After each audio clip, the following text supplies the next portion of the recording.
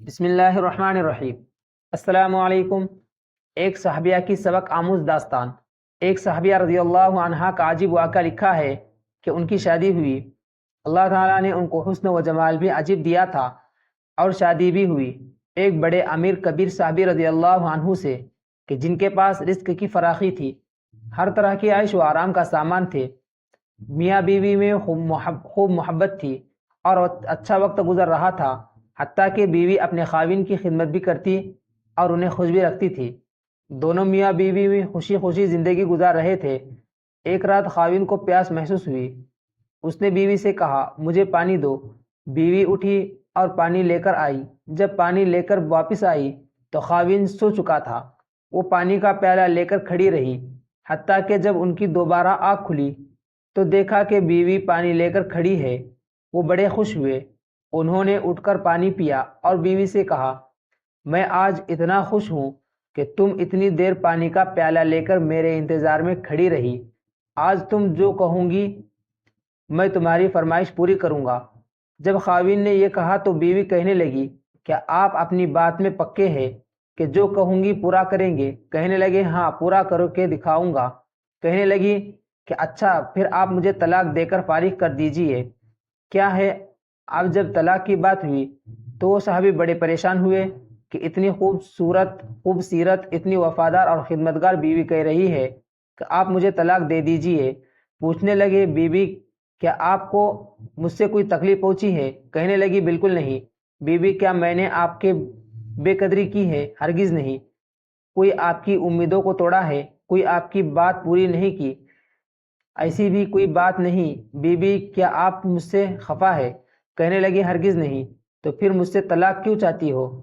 کیا آپ مجھے پسند نہیں کرتی؟ کہنے لگی، یہ بات بھی نہیں، پسند بھی بہت کرتی ہوں، محبت بھی کرتی ہوں، اسی لیے تو خدمت کرتی ہوں۔ آپ نے کہا تھا کہ میں آپ کی بات کو پورا کروں گا، لہذا آپ مجھے طلاق دے کر فارغ کر دے۔ صحابی حیران ہے کہ قول بھی دے بیٹھے۔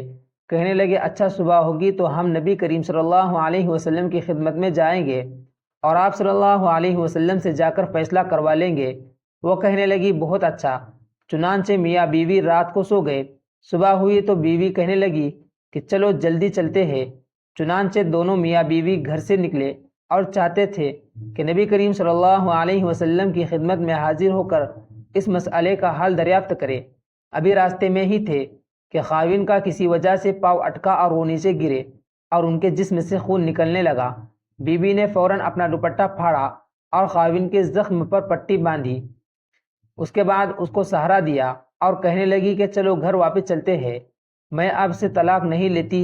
وہ حیران ہوئے کہ جب تم نے طلاق کا مطالبہ کیا نہ مجھے اس وقت تو سمجھ آئی، اور آپ کہتی ہو کہ طلاق نہیں چاہیے تو مجھے اس کی بھی سمجھ نہیں آ رہی ہے۔ کہنے لگی، گھر تشریف لے چلے، وہاں جا کر میں آپ کو بات بتا دوں گی۔ جب گھر جا کر بیٹھے تو کہنے لگے کہ مجھے بتاؤ تو صحیح، کیا بات ہے؟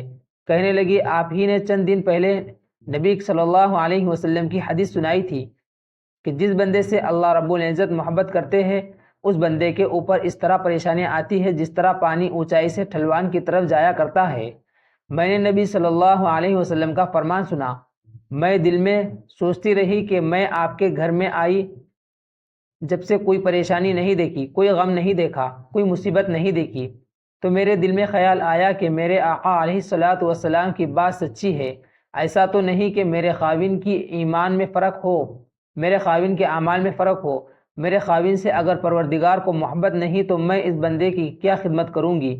اس لیے جب آپ نے کہا کہ میں تمہاری بات پوری کروں گا تو میں نے کہا کہ میں اس بندے سے طلاق چاہتی ہوں جس سے میرے پروردگار محبت نہیں کرتے۔